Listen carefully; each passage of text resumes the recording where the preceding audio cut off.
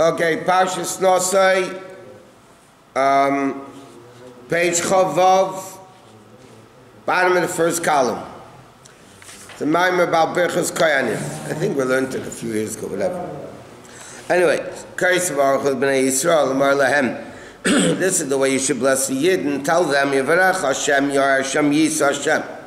So it says, Amru, the Gemara says, Amru Malach Eshor, something HaKadosh Baruch Hu, the Malachim came to Hashem and said, Ksib et Torah shali yis upon him. It says in the Torah that you're not supposed to have favoritism. And yet you have favoritism. Why? Because it says, Yisa Hashem panav elacha. That means a favoritism. Amalahem, so Hashem says, should I not find favor for the Jews? Why?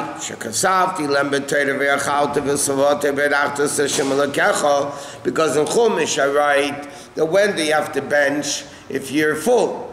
Okay, and they are so particularly bench even on a kazayas, even if they're not full. So Hashem says I shouldn't find favoritism for them. We need to understand just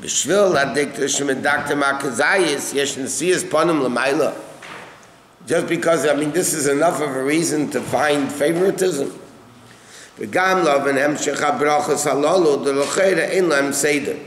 What is the order of the three brachas? Like, what's the order? We need first to understand, because obviously Birkat Kohanim is connected to Birkat Hamazon. They're connected because the Gemara says, because they're strict about Birkat Hamazon, so therefore, Hashem is Birkat Kohanim. So he says, in Birkat Hamazon, why is it that in order to thank Hashem, biblically you need to be full? And if you're not full, you don't thank Hashem. So he said,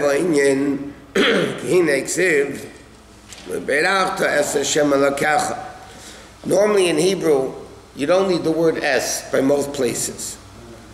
Es is something that we derive something special from, additional. Like it said, Bereshit bara Elokim, it could have said Shemayim V'aretz. Es is Shemayim, es is to include heaven, everything in the heaven. Es avicha v'asimacha, all the brothers, whatever. So it should have said, Uberachta Hashem Elokecha. Berachta means to run away. So he says, what does es mean? Es daikaines shemi aleph hatov. What does es mean? All the letters from aleph to tov. That means uberachta. How do you bless Hashem Elokecha? With the letters from aleph to tov. Meaning, dinei kol advar nivru ba'esis. Everything in creation was created with words. And the letters of the 10 utterances, Ein Chayis Kol Advarim is the Chayis of everything. V'kiyum and v'yisavusim li'ayin li'esh. Baal Shem Tov said in the pasuk, Lo'elam Hashem Dvarchan is b'shmayim, that this is the Chayis of the whole world. How? Ayidei tziruf v'yeisis v'chulufim v'tmuris. Through the combination, because like we learned in Shayach V'amunah Shabbos morning, it doesn't say in the Asar Maimorus, Yehi Shulchan. So how does a Shulchan exist? Or Kisei, it doesn't say Yehi Kisei. So it says there's combinations of letters, exchanging of letters, numerical value of letters, all the various different compositions, that everything in the world has its name in Lashon Kodesh is in the Asar Maimorus. The Medrash says that the nefesh of a person is full of letters. What does it mean?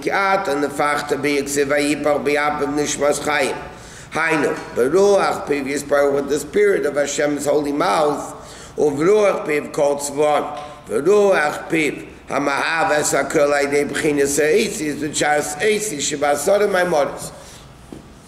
Then the Hiddal Rebbe explains, what does it mean, Nefesh Meleah Eisius?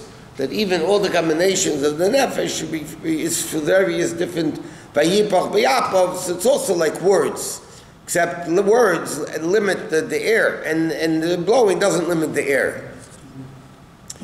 But in other places, it's saying the nefesh leia eisius means the nefesh has all the koyach of limitation. And now the nefesh itself is bli gvul. The nefesh itself is unlimited. So what gives its power of sight and power of speaking, and it's all the koyach hagvul, the power of limitation that the neshama has. So he says,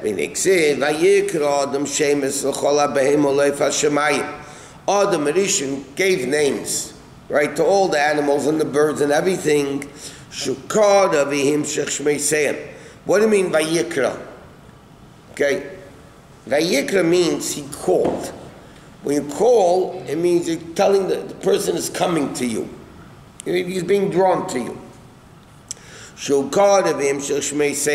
Shem tzruf yiseh shebasar my moris shebahem nivra me'alam alagilui, from the concealment to the revealed lias bam gili achayis miruach pevis barech. That from the, what did he do? He revealed the words, the letters that are in each animal. For instance, there's a shor. So Adam Rishon, like we learned this in other places. The Medrash says that when Adam Rishon was created, all the malachim came and said, "Who's this new guy?" So he said, Hashem said to them, "Chachmasim merubim michachmasim." He's smarter than you. Hashem told the malachim, he's smarter than you. So the malachim challenged. So Hashem said, "Okay." Malachim called names to the animals. And he couldn't do it. He brought Adam Rishon. The Medrash says. And Adam Rishon said, "Lazan no likkutei sus, lazan likkutei chamor." For this animal is good to call sus, chamor, shor, whatever it may be. So the question is, every person gives their animals names. What's the malachim couldn't give names? So the answer is, what's the uniqueness of a name? It's the letters, the combination of the letters, which is the lifeline of the neshama in the body.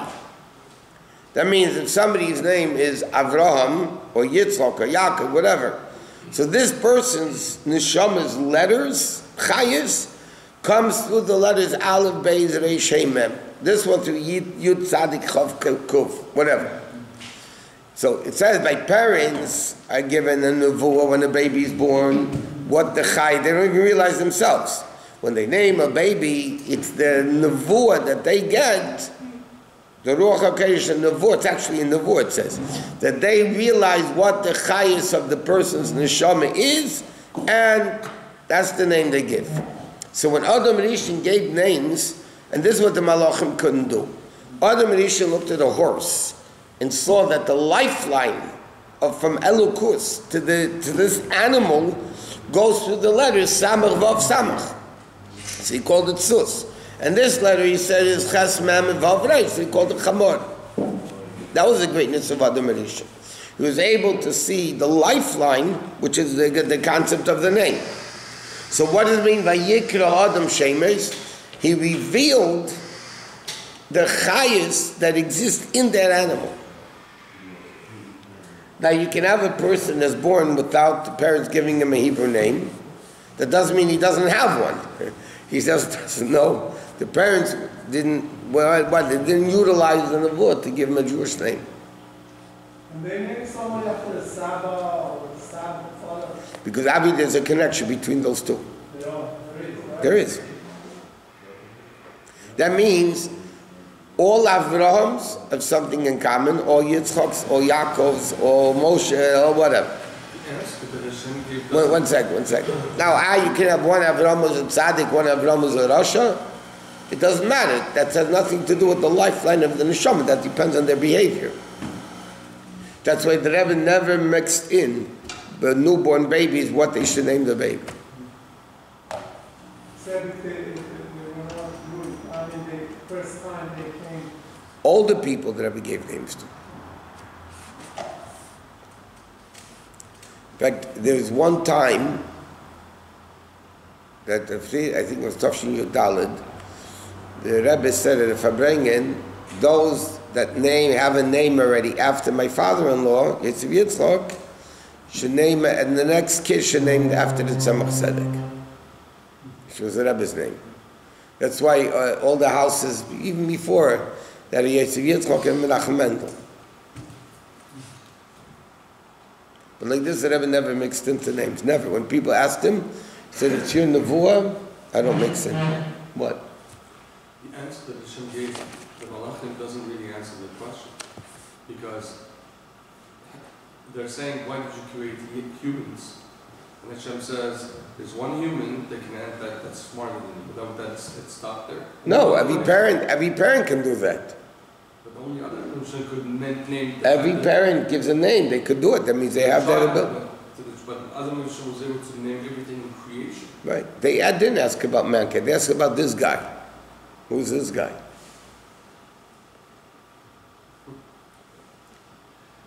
Because he had a physical body. They said, like, why are you creating such a, But Bechlal, I mean, he was very unique. Humans are not as smart. Yeah, he was unique. He didn't have a mother-in-law. Didn't have a father-in-law.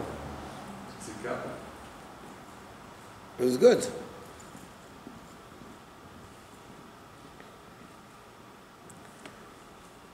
Okay. Their question still remains a good question. No. Humans are not as smart as angels.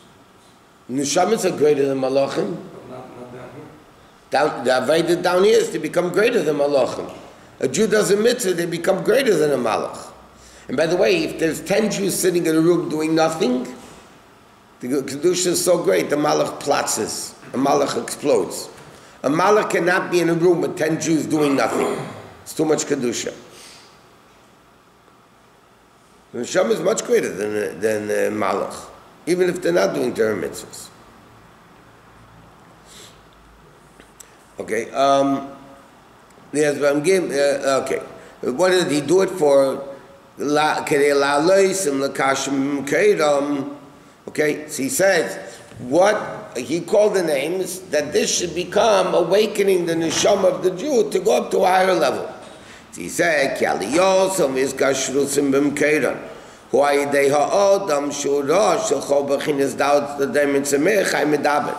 who is able to elevate the animals by calling them sus, chamor, gomel, whatever, to elevate it back to the source? That's only Adam Rishon, because Adam Rishon is medaber, which is higher than Chai and Sameach. V'amam shegilu chayus mimkar hachayis miruach bivis barich. L'chein, therefore, I'll call meitzeh pi Hashem yichya Adam. Person doesn't only live from the Dvar Hashem in bread. He lives from the Dvar Hashem in everything. Shemeitzeh pi Hashem shebemaychel. Heina eis yishebei sheyatzu mi pi Hashem. The left Hashem miruach bivis barich. That's the only reason, because he was in the Dabar? No, because he was higher. Even Chava here is an Enko Chai. She was a medaber. Yeah. They're really medaber. Lahachis, skip the parentheses. Lahachis is Adam to give life to the person. Because when a person eats the food, he elevates the sparks of kedusha, meaning the name of the object. Like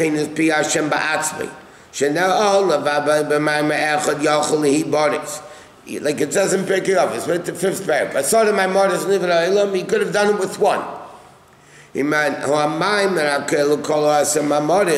What does it mean? Hashem could have created the world with one utterance, because the utterance Bereishis Taka includes within it all the others.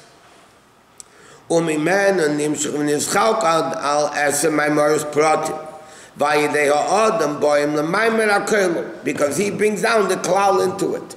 In other words, like this: Hashem created the world with really one utterance. That's why he doesn't even say Vayomer. Vayomer is external. Bereshis, we learned in the other Maimon, either b'chochmasa or b'kadmain. Either the level of chochma, not malchus, which is dibur. So chochma is the general klal, and then it came into the pratim of the 10 utterances. What's the avodah of the Jew? To elevate it back to echad, to yochid, back to the oneness of Hashem. B'maimer echad. The relationship between Aseret Dibrot and Aser Namor, 10 utterances and Yeah, that's definitely the connection. In fact, that's how some in Chassidus explains. By daber l'kim es kol hadvarim ha'ela lemer. Lemer normally means to repeat it. Everybody was there. Moshe Rabbeinu's last name. Yeah, no Rabinowitz. But everybody was there. So Chassidus explains, Leimer is the dibres come into li amira, into the Asara Maimoris. Asara kaf b'shakal HaKodesh in this week's parsha with the Nesiim. Asara kaf b'shakal HaKodesh is the 10 Maimoris and the 10 Asara dibres, Torah. Yeah, the whole concept of Matan Torah is to bring Aseret Dibris into the Gashmistic world. So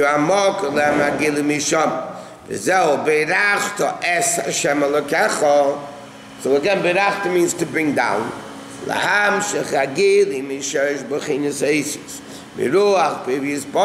To bring down the 10 utterances. To become elevated and to become bound with the source. So he says, how does a person do that? So he says, the koyach for this hamshacha tuluya ba'adam is dependent on the person. Hainu aidei melchemes ha'adam benafshei abamis. It's mamish through a war with the nefesh abamis. You elevate the world. Because it doesn't come easy. Kine lechem miloshin oz lochem se'edem pirush loshin milchama. Or like it said, the word lechem is the root of milchama. Not only that, like it says, nama pum charbale yechel. It says in the Zohar the expression, bread is eaten through the sword. I mean, you have to fight for a living. You have to make. It's not easy. But cherev refers to davening, ki shas tzeles and shas kirva. Okay, that's what it is. You have Torah and you have tefillah. Tefillah is part of a shalom nafshi. That's the inyan of shalom. You bring down kedusha into yourself. You know, Torah down lamata. Tefillah, it says shas tzeles. Shas Mochama. It says when you daven, you're actually fighting with the Nefesh Habamis. That's what davening is all about, fighting directly with Nefesh Habamis. Therefore, when Yaakov Avinu said in Parashat Vayechi about he gave Shechem to Yosef, he says, "Shelakachti miyado hameri b'charibi b'kashti," it's my sword and my bow and arrow. So Chassidus explains, "Hameri" is the letters Ramai. For Emeri is the letters Rameh, which refers to Nefesh Habamis, the liar, the swindler. B'charbi b'kashti refers to Tefillah and Torah. Why? Cherev, when you fight with you're close to the person. So you're fighting mamish direct combat. You can't fight swords from the opposite end of the room. Right? You have to mamish be in physical contact, so to speak, with them. That's the level of the battle with the Nefesh Habamis directly. Then you have the level of kashti, you throw a distance, you're not touching the person. That's Torah. Torah, you bring down Momaili into the person. So he says, Nama pum charba yechol represents the level of tefillah, which is cherev. Kishas leiser shas kumesha kosov. Reim is kel begreinam. They'll exalt Hashem with their throats. V'cherepip is biyodem, and a double-edged sword in their hand. Lochen ksiv lavas Hashem elokeichem. Ula'ov de b'chol avavchem. Therefore, it says to love Hashem and serve Him with all your, which is avedus atfilah. Then it says the yosafta deganecha, because the whole aveda of elevating world, gathering the sparks of the dogon, has to come through tefillah. So the aveda. Because if you don't elevate the sparks of eating, let's say, then it drags you down lower. Not only you're not elevating it, it's dragging you down lower. So there has to be the inyan of tefillah. of understanding why I'm eating and all that, the fighting with the Nefesh Habahamis. That you're not doing it because of the Nefesh Habahamis, you're doing it because you need to live to serve Hashem, so then it works. So